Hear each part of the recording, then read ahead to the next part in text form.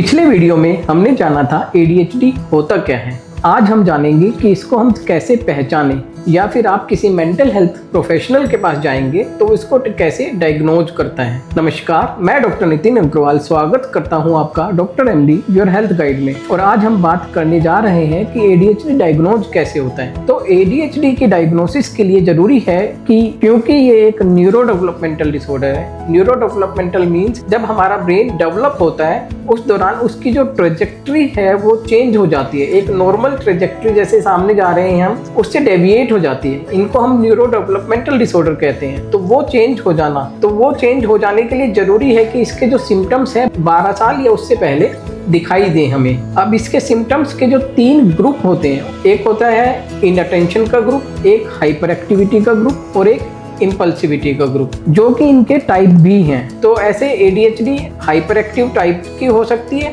या फिर इनअटेंशन टाइप की हो सकती है, या फिर कंबाइंड हो सकती है। तो इनअटेंशन जो ग्रुप है उसमें 9 सिम्टम्स होते हैं जो कि आपके स्क्रीन पे देखे जा सकते हैं। इन 9 सिम्टम्स में से कम 6 सिम्टम्स का होना जरूरी है। अगर बच्चे की एज 17 साल या उससे ज़्यादा है, हालांकि ये जो डिसऑर्डर है ये तो 12 साल से पहले आ जाता है, लेकिन अगर डायग्नोज लेट हो रहा है तो कम से कम इन 9 सिम्टम्स में से 5 होना जरूरी है।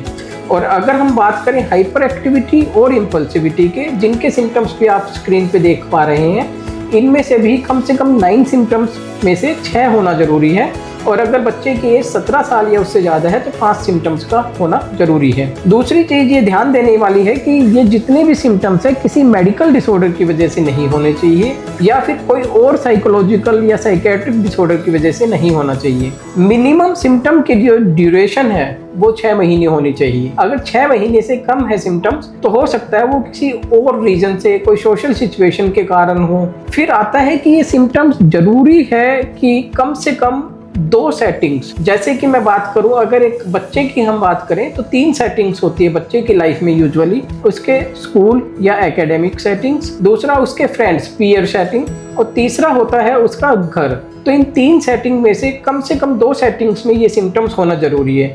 अगर एक ही सेटिंग में सिम्टम है और बाकी दोनों नॉर्मल है तो हो सकता है उस पर्टिकुलर सेटिंग में कोई ऐसा स्ट्रेस या ट्रिगर चल रहा हो जिसके कारण बच्चा फोकस नहीं कर पा रहा हो या फिर रेस्टलेस हो। आशा करता हूँ मेरे द्वारा दी गई जानकारी आपको पसंद आई होगी, और अगर हमें मोटिवेट करना चाहते हैं तो इस वीडियो को लाइक करें ताकि आगे फ्यूचर में भी हम ऐसी वीडियोज बना सकें, और इस चैनल को सब्सक्राइब कर लें जिससे इस सीरीज में आगे आने वाली वीडियोज आप टाइम पे देख पाएँ।